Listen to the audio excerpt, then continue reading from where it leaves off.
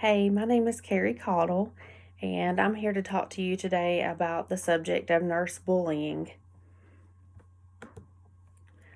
There's easy ways to spot a nurse bully. They usually give unfair assignments or punishment. They cause stress to the people that they work with. They're usually unprofessional. They criticize. It's often very excessive. They make direct threats. They're insulting. They spread rumors. They talk about other staff, often very derogatory towards others.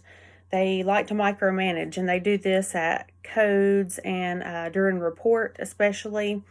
And most of us nurses have had experience with a nurse bully. In my first year of nursing, I had a lady that was a nurse bully to me, and she was a bully during report usually, and I dreaded going to report each and every night with her. I always was nervous about going in and giving report to her because she always belittled me or made me feel like I didn't do something right as a new nurse. And it was very embarrassing, and she was very intimidating to me. During code situations, she would usually knock people out of the way and sort of take charge and take the lead and sort of acted like the superhero a lot of times. And now that I'm older and have been a nurse for a while, I realize that she was a nurse bully. They can also cyberbully. They can get online and talk about their coworkers in like forums and nursing groups. And it often looks like it's like they don't usually name the person, but a lot of people, if that person, if you work together, you often know that they're talking about you or who they're talking about. So who is often the bully? It's usually an older nurse with a lot of experience. They like to bully new nurses, and you've heard the saying, nurses eat their young, and unfortunately that's absolutely true.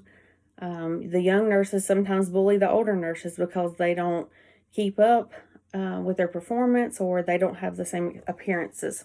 RNs sometimes bully LPNs and vice versa due to differences, male versus females.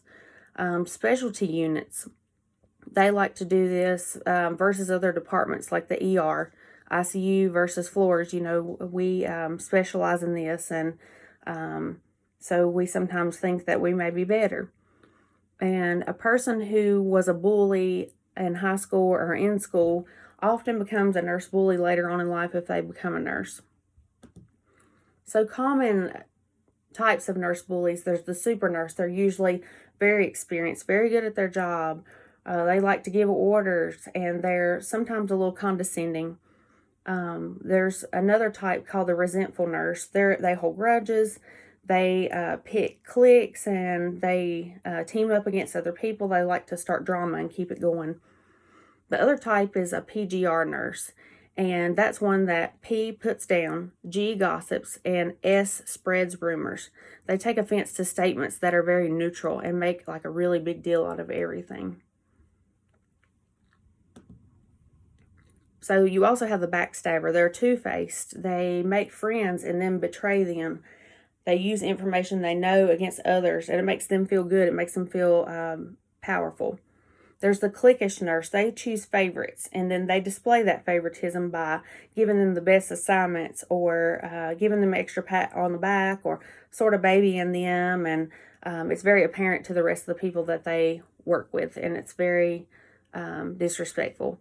There's the envious nurse. They're often bitter towards those that they have something that person wants. Maybe they're not as strong of a nurse as they are, so they tend to be a little bitter towards them and bully them. And so there's some negative effects of nurse bullying. It compromises patient care is what it all boils down to, and that is it's not acceptable. It leads to high burnout, and it harms the reputations of our profession as nurses in general. And like I said, it does threaten patient safety at the end of the day. And we have to be nice to each other. We have to stop doing this and this behavior.